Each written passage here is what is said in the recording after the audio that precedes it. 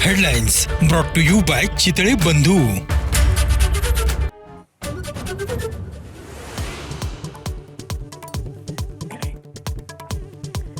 महाराष्ट्रातल्या राज्यसभेच्या 7ही जागा बिनविरोध. महाविकास आघाडीकडनं अखेर शरद पवारांना संधी.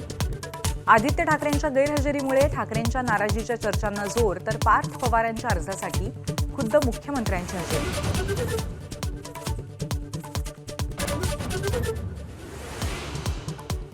शिंदेंच्या शिवसेनेकडनं लाडक्या बहिणीला राज्यसभेवर संधी. ज्योती वाघमारेंच्या वर्णीमुळे अनेक जण नाराज.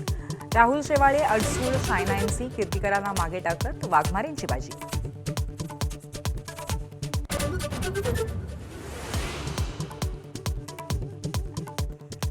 अजित पवारांच्या अपघाती निधनाबाबत खुद्द दादांचं कुटुंबही साशंक. पार्थ पवार सहकुटुंब पंतप्रधानांना भेटणार, तर संध्याकाळी मुख्यमंत्र्यांकडे कैफियत मांडणार.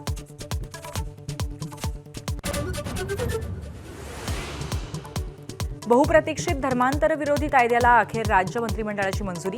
लवकरच अध्यादेश निघणार.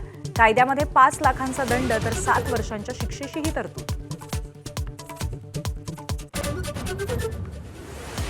देशाच्या जीडीपीमध्ये महाराष्ट्राचा सर्वाधिक वाटा, तर परकीय गुंतवणुकीमध्ये 31% वाट्यासह महाराष्ट्रच अग्रस्थानी. आर्थिक पाहणी अहवालाचं निरीक्षण. उद्या राज्याचा अर्थसंकल्प मांडला जाईल.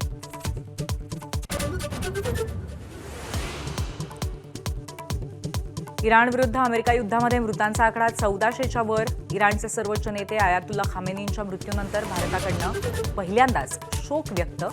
परराष्ट्र सचिव विक्रम मिस्त्रींकडनं शोक पुस्तिकेवर सही.